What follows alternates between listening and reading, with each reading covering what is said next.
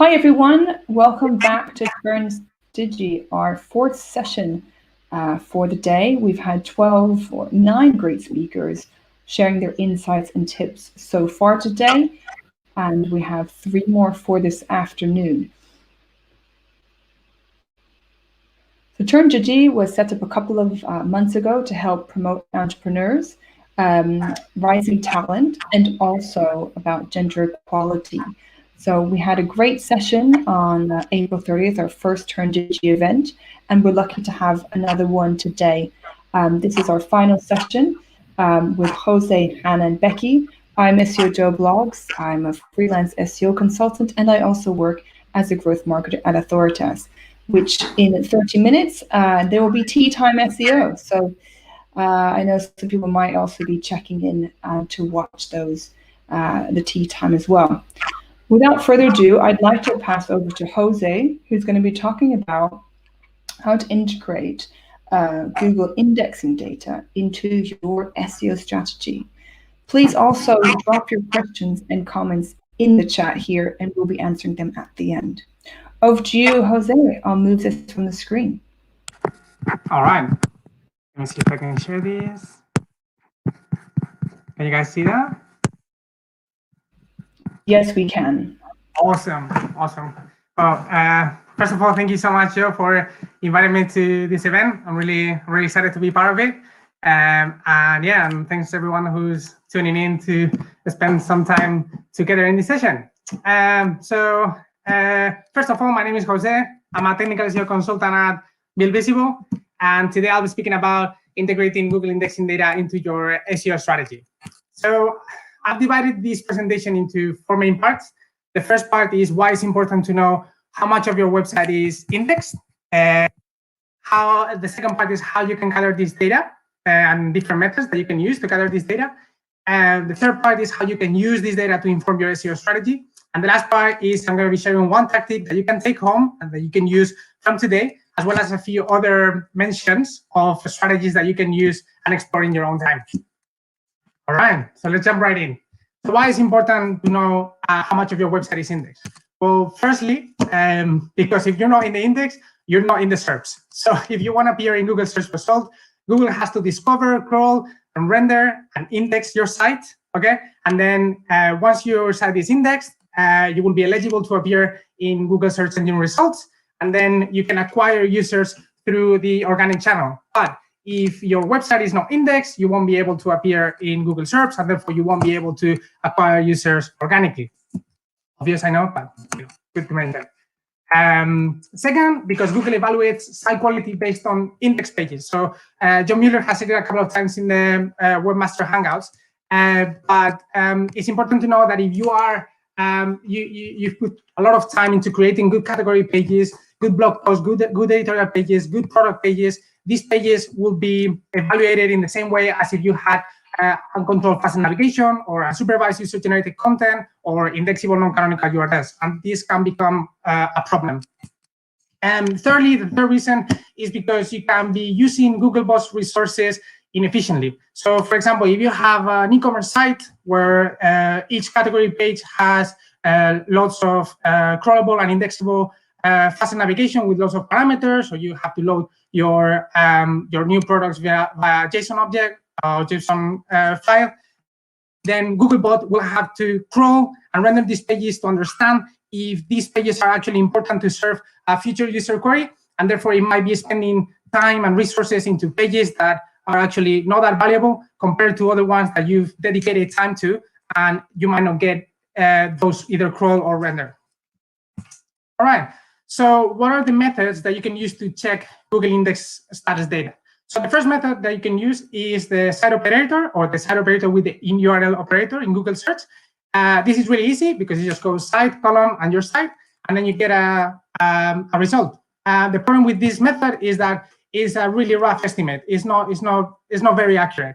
And in best case scenario, you get 3 levels of relevance. So if you have like hundreds of thousands or millions of pages, you will only get the first 3 numbers and then loads of zeros. So in reality, it's just a rounded number. It's just a guide, not really accurate. Then you have Google Search Console, that it has two amazing tools or reports that they offer in the new version, which is, the first one is the URL inspection tool, which is fantastic for individual URLs. You check in each individual URL, and you get the index status back with additional information, such as like the last scroll date, for example. This is really good because Google Search Console is connected to the Google indexing infrastructure. Therefore, you're actually getting data from Google. But the problem is that it's very time consuming because you have to take each URL and put it into the URL inspection tool each time. So it takes a lot of time, and then it's not really scalable, because even if you were to automate that process, you hit a wall and you cannot do more than a couple of hundred URLs per day. So if you have more to check, you need at least a few days to check them all. And it's really boring, to be honest. I wouldn't do it. And then you have the index coverage report from Search Console as well. That is a fantastic overview of how Google sees your site. So you will see your errors, your valid pages, and then your excluded pages, or the pages that are not indexed. In the same way, this is accurate information because it's coming directly from Google, because it's connected to the indexing infrastructure, and you get additional information onto why those pages have been either indexed or not indexed. And the problem with this method is that it's not scalable. So Google Search Console UI has a limit on the number of URLs that you can export. So you won't be able to get more than 1,000 URLs per report. Therefore, if you have more than 1,000 URLs in your site, then you will only get a sample of each of the reports that you have available. And then lastly, you have the Build Visible's Google Index Checker script. So this is a script that we use internally, but we've open sourced it, so anyone can use it right now. And is really useful because you can check individual URLs, check if individual URLs are indexed, and it's accurate because it's using Google Search, and it's scalable. So you can check as many URLs as you want. The only con is that you have to be a little bit comfortable with your terminal, because you have to run the script from your machine, and it requires an API to get the results. So you need that as well. Right, so once you have this data, how you can use it to inform your SEO strategy. So firstly, you can identify holes in your architecture. So you can check for pages that you thought that needed to be indexed, and they are completely inactive in Google Search. You don't have any clicks or any impressions, and therefore you can check if those pages are actually indexed or if they're not indexed. And then you can decide what to do about it later. You can identify an efficient use of crawl budget. So pages that should not be indexed but are actually indexed, and therefore a page that is indexed is very likely that Google is going to come back and use it again. So you're going to be using resources on these pages that should actually be not indexed. And then for prioritizing errors. So if you have pages that are currently, that used to exist and now return a 400 or 404 or a 500 error, but are still indexed, you want those pages, you want to fix those pages first, because those pages may have potentially organic performance data or organic visibility. So you want to fix those first. All right, so I've put an example together for this presentation that I've done in the last few days. And for this example, I've used Search Console because it's very likely that most people, or it's very common for people to have Google Search Console access. So in this case, what I wanted to know is for a particular site that I had access to, I wanted to know in their sitemap if they had any URLs that were not indexed. And in this case, they had around 2,000 URLs that were not indexed from the sitemap, which is supposed to be the most important pages. Okay, so how did I do it? So I accessed the sitemap report in Google Search Console, which is on the left-hand side of the UI. And then in here, you will see the submitted sitemaps that you have. In this case, you have to click on the C index coverage icon, which is on the right-hand side, right next to the discover URLs. So you click on that, and then it takes you to the coverage report of that specific sitemap. Okay. In this case, you have 4 scorecards, and you should only select the excluded, because those are the URLs that are not indexed at that moment in time. In this page, if you scroll down, you will see the different types of reports that are within this umbrella. And in this case, I had 3 reports. I had the duplicate submitted URL not selected as canonical, the discovered but not indexed, and the crawled but not indexed. So I could download up to 1,000 URLs per each of these reports. In total, I was able to extract 1,356 URLs, I believe.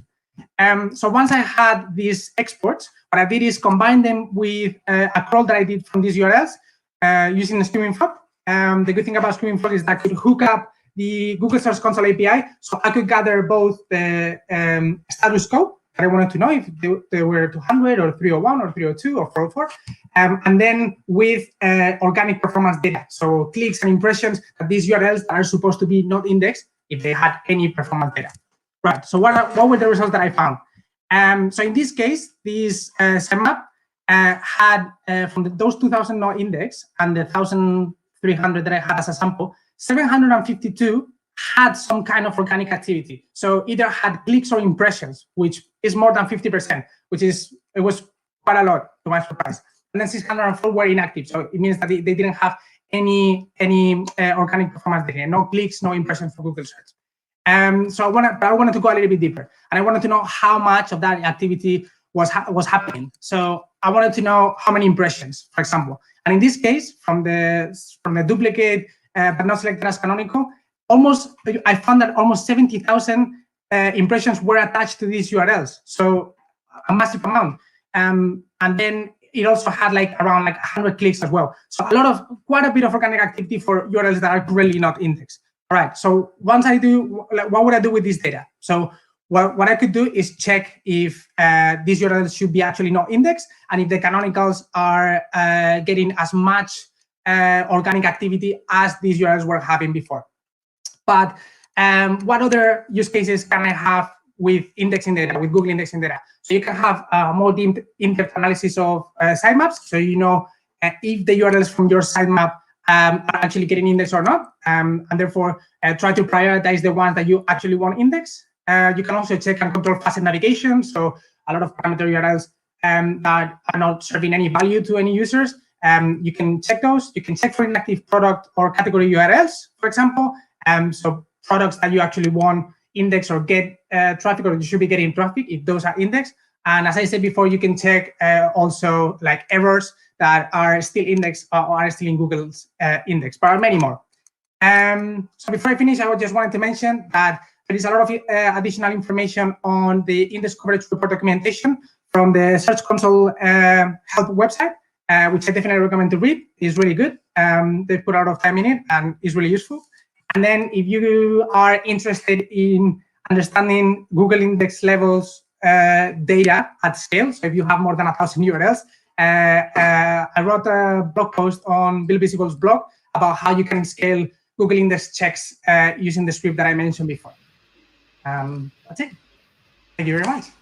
Okay, muchas gracias. Thank you very much for that. And hello, Marit and Francesco and Arij for joining, as well as the other people that are not logged in, but we can see you here. Oh, where did Jose go? Oh, no. I don't think he meant to leave. Okay. Maybe he will come back in a momentito because we have some questions. So while he's sorting out his technical issues, I'd like to pass over to Hannah Thorpe, who will be sharing how we can all prepare for the new norm. So Hannah actually spoke at Search London, I think, a few years ago, has been speaking at many other conferences, and also took part in the Authoritas Tea Time SEO. So thank you for joining, Hannah. Thanks. Right, let's see if I can work the tab. Oh, hey, you're back. Yeah, sorry. I pressed the wrong button. Cool. Can everyone see my screen? We good? Wait, let me just add you. There you are. So Jose, we have some questions we can ask after Hannah's talk. Over to you. Yeah, no problem. Thank you. Yeah, go for it, Hannah. Cool, thanks. So today I'm going to talk about preparing for the new norm. I think it's really clear that at the moment, a lot of us are trying to figure out what's next and figure out what we should be doing. I think, unfortunately, those of us that are guessing, there's kind of not a clear picture on actually what's coming next. What I would say, though, is that we can really clearly analyse what happened. And we can analyse what would be expected if we weren't in uncertain times and weren't in kind of pandemic situation. So this is just an example of a bit of analysis that we've done as a team. And you can see like we modeled what we would expect search volumes to be. And then against it, we've mapped what they were in this particular sector and seen the massive gap, which we would kind of call the corona effect. When you apply it to a particular sector, it helps give us all this really cool information. So we can see that actually the drop that happened in hotels and accommodation is more severe than the drops that have ever happened in that space, more severe than things like when Brits go and travel to see their family at Christmas and don't book hotels, more severe in a negative direction than things like the World Cup. And that gives us a massive insight as to how big an impact coronavirus has been having on various markets, which is awesome. But what it doesn't tell us is actually, where does that put us in terms of what's next and how do we react? Like, when are we going to see that arrow ping back up and how do we make those decisions? So I work at an agency called Found, and I'm a business director there, which means it's my job to make sure that we really integrate all of our channels and give the very best service to our customers. And that means a lot of my time is spent thinking about strategy, thinking about how we prep, thinking about when we pivot. I've put a link there, not for self-promotion, but if you actually want to see where all that other data came from, the whole report is hidden away there on our site, so you can go and click through all the maths. But what I wanted to talk to you today is actually pretty much just about Bruce Lee. So there's this famous quote about bamboo and the fact that bamboo, oh, my phone is ringing, perfect. We'll just keep going and that will cut out, innit? So what you'll find is that when it comes to bamboo, that it can survive anything because it bends in the wind, unlike other trees. So that's really what we want to do with our strategies and do as a business. And I'm going to talk you through the 4 top tips as to how you do that and how you make sure that you are like bamboo in your strategy and make sure that you're ready for the new norm. So the first thing I want to talk about is identifying trends in your data. And what I mean is not just saying, oh no, there's a pandemic we can't forecast. Instead, it's about understanding what you were predicting and the differences across your site. So often we're finding that, I'll be honest, we're not hitting forecasts for pretty much any client because of the current situation. But what we do find when we segment that forecast down, which is what we originally did to build it, we start to see that there's a big variation between sectors on a website and the different points on that website as to what's performing well and what isn't. So if you find a particular product range, for example, we work with a fashion company and obviously their loungewear is doing really well, whilst it looks like they're down on forecast, we can pull out those key kind of nuggets as to where they need to focus their time rather than going big picture. And then we can start to base it on deviation as to where we're going to actually spend our time. So instead of looking at overall numbers, we look at deviation from the norm. The next point I had to add was about showing your human side. And I think as a brand, the way we progress forward and make sure that we are ready for kind of new normal is that we actually connect with people at this stage of business. So we like to talk to our clients about showing both warmth and competency. And competency is like, can they deliver their product? Is the product any good? What's going on? Like, does it work? But the warmth side of the business is really how people connect. And for us, that's become more and more important. I think all it takes is seeing what the news coverage was like yesterday about Rolls-Royce closing down, shutting a load of jobs, that you found that actually the sentiment was so negative towards them for giving up and for not looking after the individuals, rather than anything about the product they're producing and the demand. And I think that's really key here, that as businesses, we need to be able to show as much human side and as much flexibility as we can possibly offer, but without compromising the successes of our own business. Obviously, like, you need to put paying your staff first as well and make sure you look after your own team.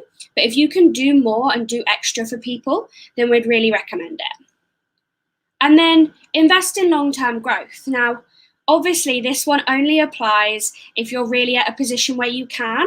So if you're well supported by a government scheme, or if you happen to have a lot of cash in the bank and you're ready to survive the recession, it's actually a good time for you to start thinking about what your long-term growth plan is.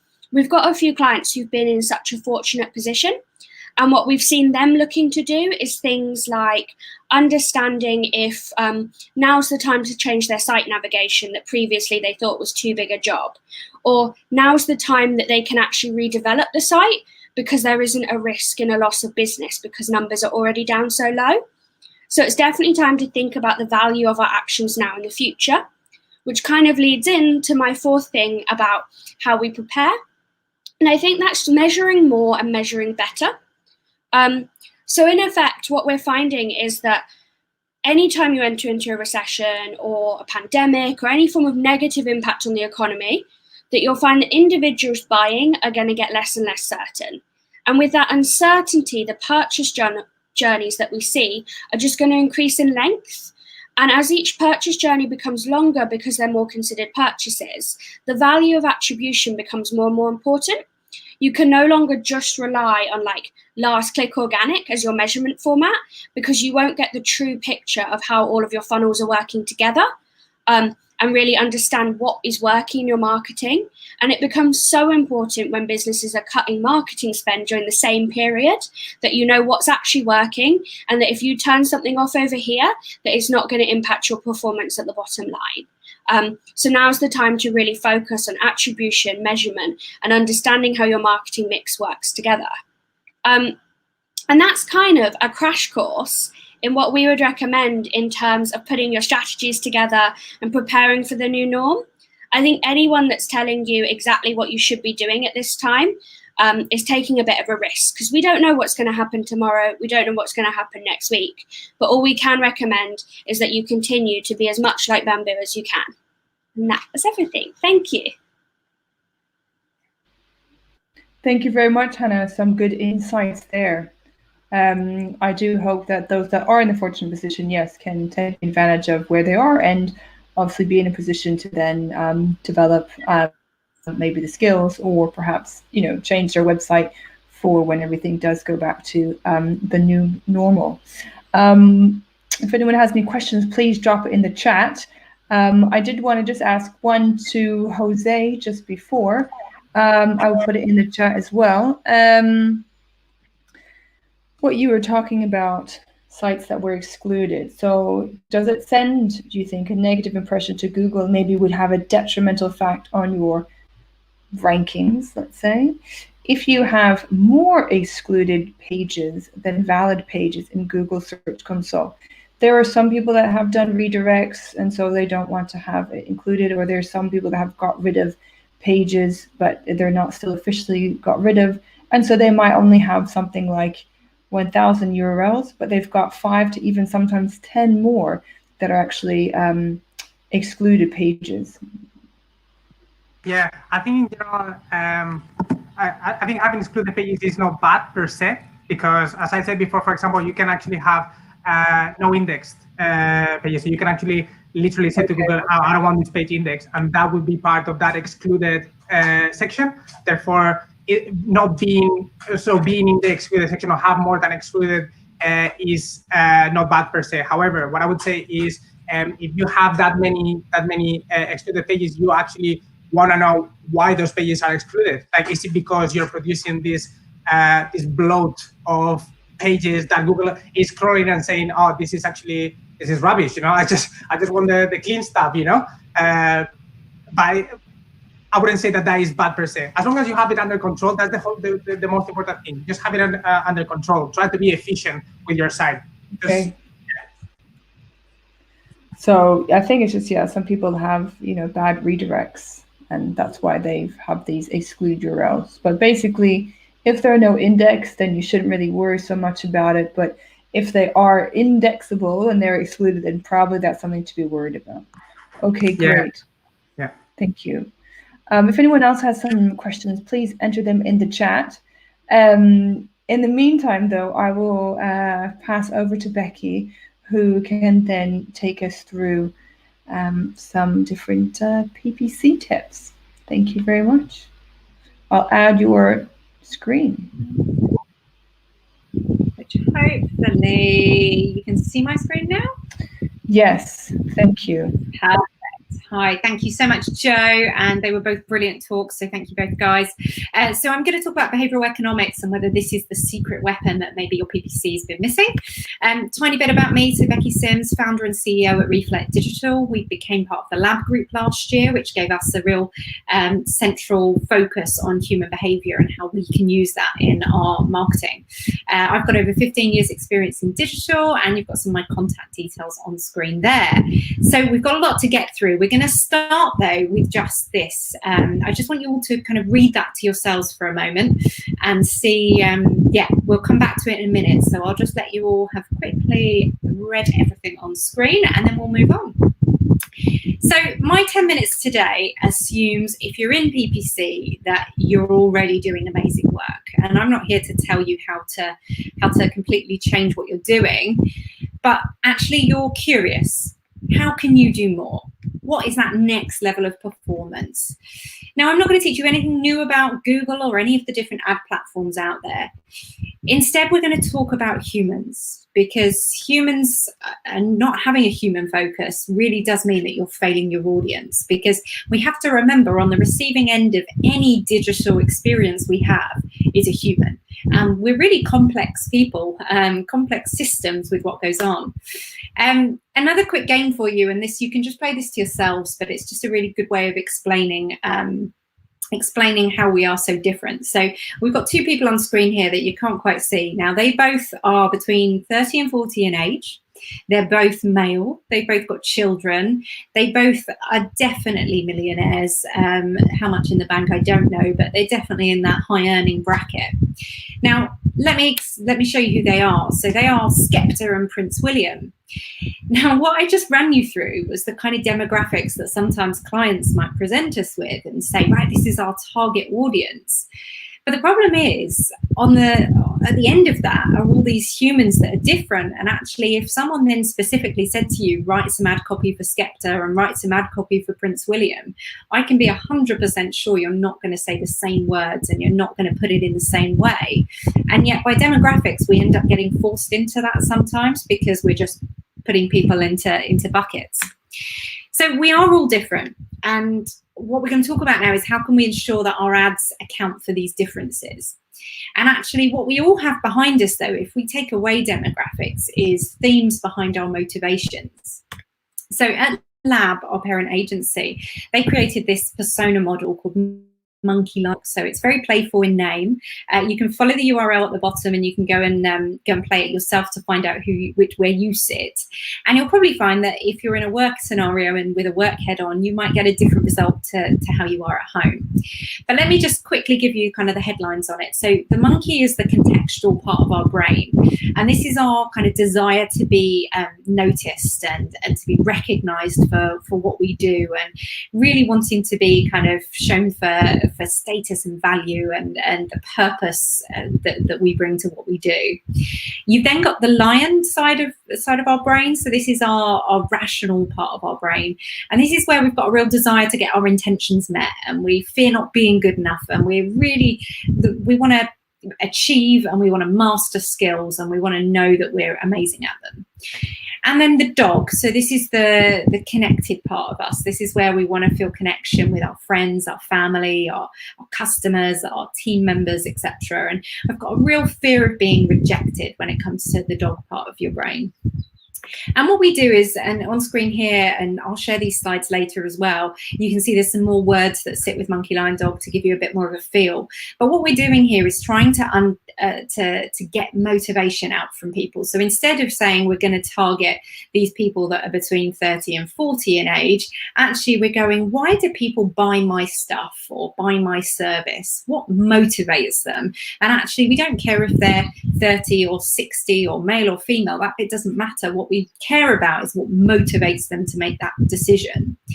And we run these kind of persona workshops to really delve into that. And a great example was one of our clients was selling accountancy software into accountancy practices. So traditionally, you'd probably go down the lion route and you'd go, oh, I can save you time, and it would be features and benefits led, which is, especially in the B2B world, is where people end up sitting. But actually what we uncovered was that the practice manager tends to buy this software, or is really integral to the decision-making process. And the practice experienced manager cares about getting further in their career, and by getting the right software into the practice that maybe does all those lion rational things, but the bit that they care about is that it's going to make them really good and it's going to help them get that promotion or that pay rise. So we turned all the messaging into real monkey-led messaging instead of being just boring features and benefits led. So that's just an example of it in practice. So I'm also going to talk to you now about nudges and how we can use those to increase performance. So first question, what's a nudge? Well, nudges are like those rules of thumb. They're internal to all of us. We all have our own kind of internal reference system. Like if I said to you, oh, I'm going to go and buy a dress and it's £2,000, you would all be like, oh, that sounds expensive probably. But actually, maybe if I'd said that to Prince William, maybe you wouldn't think so much. But it's what we're comparing things to, and it's our own reference system. And by understanding nudge theory, we can start to take control of this. So there's loads of research around nudges, and there's an amazing book called Nudge I'd recommend you go and read if this is interesting to you. So how does it relate to PPC? Well, we can use these nudges and we can use them in our ad copy and in our landing pages. So I'm going to take you through a couple of the different types of nudge. So first of all, we've got loss aversion. So as humans, we don't like to lose something that's ours. We have a real kind of, once it's ours, we want to keep hold of it. So it's why so many people pay for a gym membership and never go, because they might want to go and they don't want the fear of missing out that they don't have that available to them anymore. So this is something that we can definitely do in ad copy. So for example, software companies doing free trials or offering premium features at the lower rate. Those types of things are brilliant because we get the product into the customer's hands and then they don't want to give it up. They put their data in there, etc. But we can also look at it from a way of framing our ad copy. So it might be, if you were a mobile contract provider, that you say, your contract could be costing you money. And then actually we've got that fear that we're losing money. So it plays in that way as well. We've then got anchoring. So nothing has a value until you give it one. So if you don't mention anything about price, you're leaving it completely up to the customer to decide whether that sounds expensive or not. So a great technique here is using a headline, refuse to pay £100, knowing that your product is £75 or whatever. So you're anchoring people at this really expensive amount, and then you're showing them that you're cheaper than that and that you don't need to. It's not right to pay that amount. And we can use this in landing pages as well. It's like the Starbucks theory of the 3 different coffees, and people are always going to buy that middle one. Same on your wine list. No one ever buys the cheapest wine. The house wine doesn't tend to be the cheapest wine either, because they know people don't buy it. People like to be kind of not the cheapest, but not necessarily the most expensive. So we can use that. We've then got social proof. So this is more than just having your review stars and having a good name to put to a review. This is actually the fact that people like to follow the crowds. They like to be in with the in crowd. So it's that kind of herding mentality. So if there's a way you can use messaging that shows that most people do this, a great example of this was the Inland Revenue, when they were trying to look at how to increase people paying their taxes on time. They sent letters out to people and they used the line, 9 out of 10 people in your area are up to date on their taxes. And the amount of people that paid in that week after that letter landed, it was about 15%, which just as an uplift was fantastic. But that's just because people don't want to be the outlier. They don't want to feel like they're breaking the norm. And then we've got scarcity and urgency. So this scarcity comes back a bit to loss aversion as well. Like, we don't like the thought that we might miss out on something and lose something. So it's got a higher perceived value as well if it's scarce, if there's less of it. So that's a really good one to play on. And that urgency. So if an offer's about to end, we all know that we can use that, and it really does work. That is a nudge to push people forward to make their decision.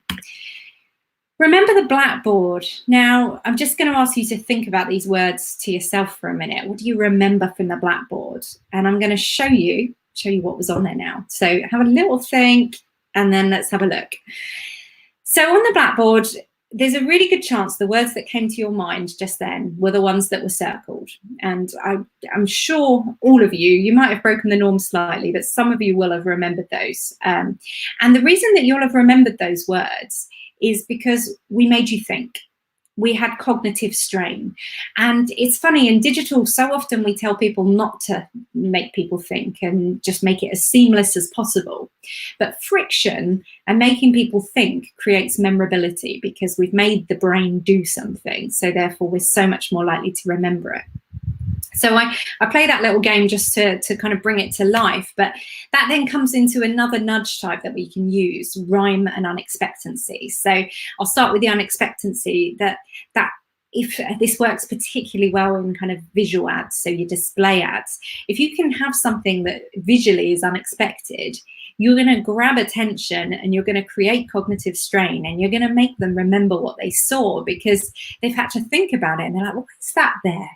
And the same with rhyme. If we can kind of create a pattern, and you think this has been used for years in the advertising industry, like things that create a beat in your mind, like beans means Heinz and things like that, then it helps again create that memorability. So you can use that even in your ads. People will get the beat by reading the text. So let's bring it back to what's the point of an ad? Why are we talking about this? Well, it's to capture attention and to spark action from users. And what's your job? Well, for those PPC people out there that are in an agency or working in-house, or maybe you're running ads for your own business, it doesn't matter. Your job is to deliver ROI. We want return on our investment. So what's the formula? How can we tie some of these ideas together? And what's the repeatable ad model that we can use? Well, firstly, you need to understand your audience. So it comes back to monkey, lion, dog. And instead of putting them into buckets based on their age and location and money in the bank, actually let's start thinking what motivates them. And you can test this out, and especially with paid search, it works so well. We can split test this and run monkey ads, lion ads, and dog ads and see which works best. But think about that and then use that in your creative copy. So then we get to copy. How do we get creative? Well, the formula that we follow, and we can't always do all of it, but the aim that we have is to start with a disruptive hook. So that top line, instead of it just being boring functional text, we make it disruptive. We make the person think. Then we have a very clear value statement about what we're offering. And then we've got an explicit offer where we can. So something that's going to really make them want to move forward.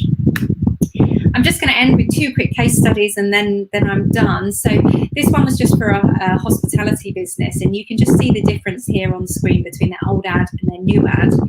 And the results are there as well. I mean, it was fantastic. And this was around Wimbledon. So we used the kind of game set lifetime client, and actually really started to play more to the fact that we're talking about clients and entertaining them here, instead of just being quite boring around corporate hospitality, and trying to think about the motivation that you can keep that client for a lifetime by just giving them your good experience and getting them on board.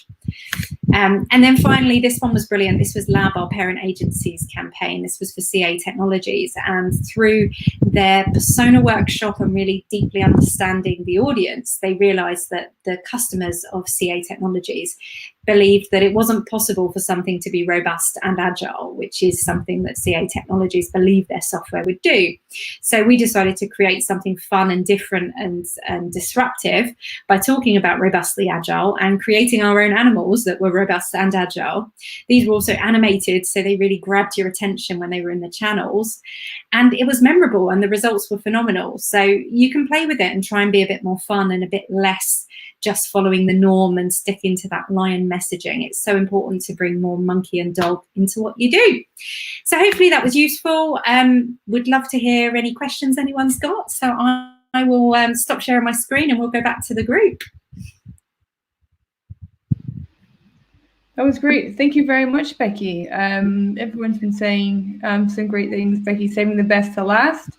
Monse saying super useful topic and tips, and she's used some of them and they work wonders.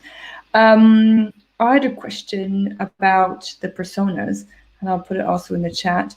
How much time should you spend on creating personas? So, this could be something around user journey or lead nurturing, maybe. Maybe people don't realize how long they should spend. And obviously, a lot of people don't have a lot of resources, so time or money or people, really. So, yeah that would be an interesting answer. And I think it really does depend on what you've got available to you. So the less time you've got, then it's really making sure that you hone in on the most important personas that are going to make a difference, and that might just be picking one. But we would spend kind of half a day to a day running a workshop. A workshop would be looking at up to maybe 5 personas, and then we probably spend another 2 or 3 days off the back of that, really honing down what we worked out in the workshop with the client and turning it into useful things that we can use. But that is doing everything at once and making it perfect. And obviously we don't always live in a perfect world, so you can very easily break it down and start to say, well, actually, I know I'm about to run an ad campaign for this particular thing, and I want this audience to react to it. So let's really hone in on them and trying to work out what motivates them, why do they buy my product, and how can I turn that into copy and into visuals that I can use. Okay, great. So basically half a day in a workshop, and then maybe 2 days sort of following up. And what you said about this personas, is that something that we can get in touch with you about, like the monkey dog? 100%. Yeah, no, we've been doing them virtually as well at the moment with clients, but I feel like it makes a difference to all of your marketing, because it helps reposition your messaging. Because once you really understand motivation, this isn't just PPC, this affects SEO, this affects print that you do. It also affects like your sales team, how they talk to customers, because actually if they start to think a bit more about what the customer's motivated by, they start to frame things in a better way for the customer to make the right decision you want them to make. Correct, yes. Yeah, definitely agree on that one. Well, does anyone else have any comments that they can add to the chat? I'll just give them a couple of minutes. And I'll also wanted to share my screen too, so I'll just do that at the same time, multitasking.